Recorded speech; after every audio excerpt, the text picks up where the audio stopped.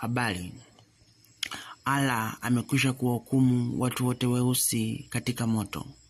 Kutoka hadithi ya Mishkat al-Masabaha, hadithi ya 119, Isnad Hasan hadith.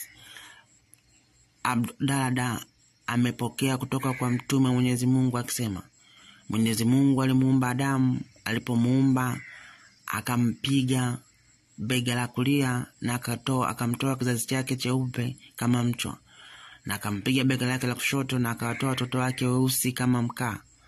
Kisha akaliambia kundi lilokuwa upande wake wa kulia, peponi, na mimi sijali. Kisha akaliambia kundi lake la mkono wake wa kushoto, motoni, na mimi sijali. Hivyo Allah kati anaumba wanadamu, mtu mweupe alitoka mkono wa kulia wa Adamu na mtu mweusi alitoka mkono wa kushoto wa Adamu. Wa upande wa kulia aliwaambia moto, wa upande wa kulia aliwaambia peponi, na upande wa kushoto ambao ni weusi kama mkaa aliwaambia motoni. Ndio maana ukija katika Qur'ani utaona wale watu wa motoni ni weusi.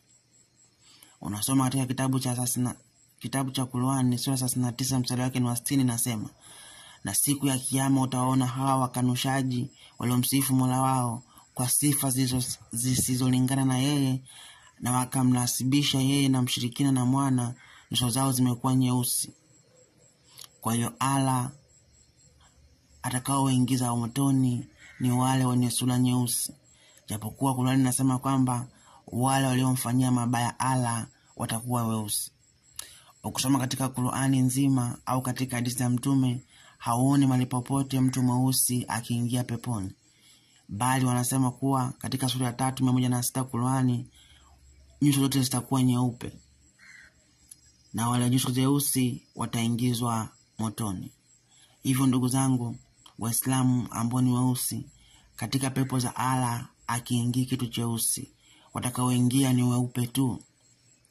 Kwani rangi nyeusi na Allah ina shida gani mpaka watu weupe tu ndio waingie peponi?